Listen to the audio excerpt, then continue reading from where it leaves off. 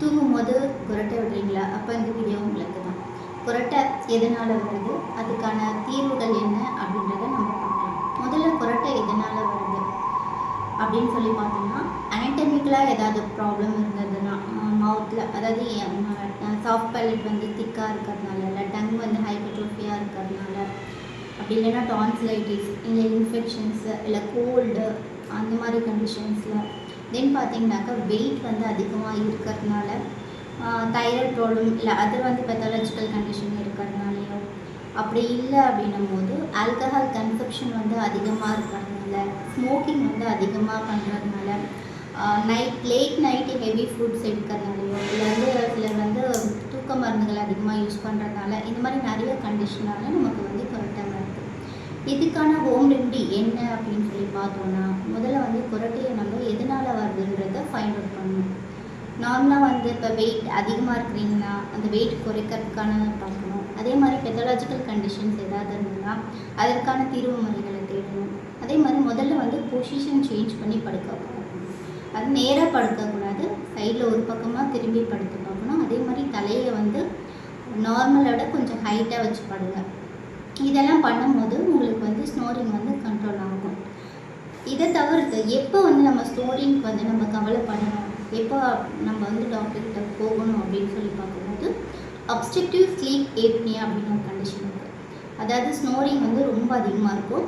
நைட்டில் வந்து தூங்கிறதுக்கு ரொம்ப கஷ்டப்படுவாங்க, மூச்சோட ரொம்ப கஷ்டப்படுவாங்க, செஸ்ட் பெயின் இருக்கும். அவங்களால எந்த உடனே திரும்பி படுத்தாலுமே தூங்க முடியாது. காலையில் எழுந்திரிச்சா வந்து ரொம்ப கோவப்படுவாங்க, ரெஸ்ட்லெஸ்ஸாக இருப்பாங்க. குழந்தைங்களுக்கு அப்படின்னு சொல்லி பார்த்தோன்னா அவங்க வந்து கான்சன்ட்ரேட் பண்ண மாட்டாங்க. அவங்களோட வந்து பிஹேவியரல் சேஞ்சஸ் வந்து நிறையா இருக்கும். பெரியவங்களுக்கு வந்து பிபி அதிகமாக இருக்கும், இல்லை வந்து வேறு ஏதாவது கம்ப்ளைண்ட்ஸ் இருக்கும்.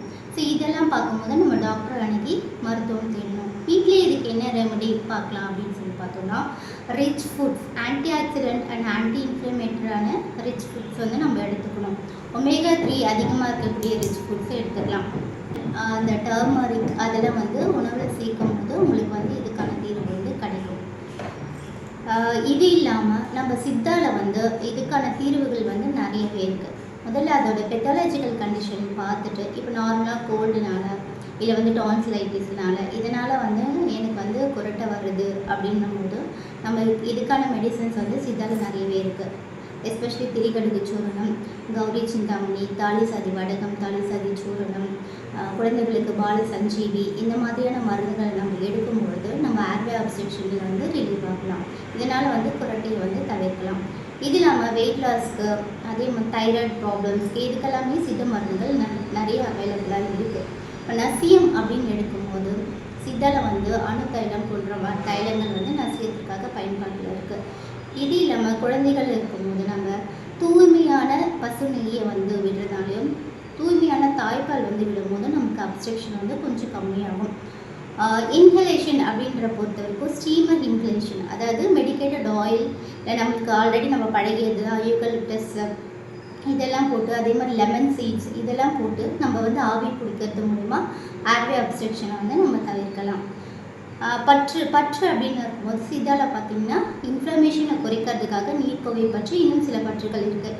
இதெல்லாம் வந்து நம்ம எடுத்துக்கும் போது உங்களோட ஏர்வே அப்ஸ்ட்ரக்ஷனை வந்து நம்ம குறைக்கலாம். என்னென்ன அவாய்ட் பண்ணணும் அப்படின்னு சொல்லி பார்க்கும்போது, முதல் வந்து நேராக படுத்தல் கூடாது, ஒரு பக்கமாக திரும்பி படுக்கணும், இல்லைன்னா தலையை வந்து உயரமாக வச்சுட்டு படுக்கணும். ஹெவி மீல்ஸ் வந்து நைட்டில் வந்து எடுக்கக்கூடாது. அதே மாதிரி ஆல்கஹால் கன்சப்ஷன் வந்து நைட்லேயே இல்லை ரெகுலராக எடுக்கக்கூடாது. ஸ்மோக்கிங் அவாய்ட் பண்ணணும். பிபி, சுகர் இருந்ததுன்னா, இல்லை மற்ற பெத்தாலஜிக்கல் கண்டிஷன் இருந்ததுன்னா அதற்கான மருத்துவத்தை உடனடியாக நாட வேண்டும். எதுவாக இருந்தாலும் டாக்டரை கன்சல்ட் பண்ணிட்டு மெடிசன்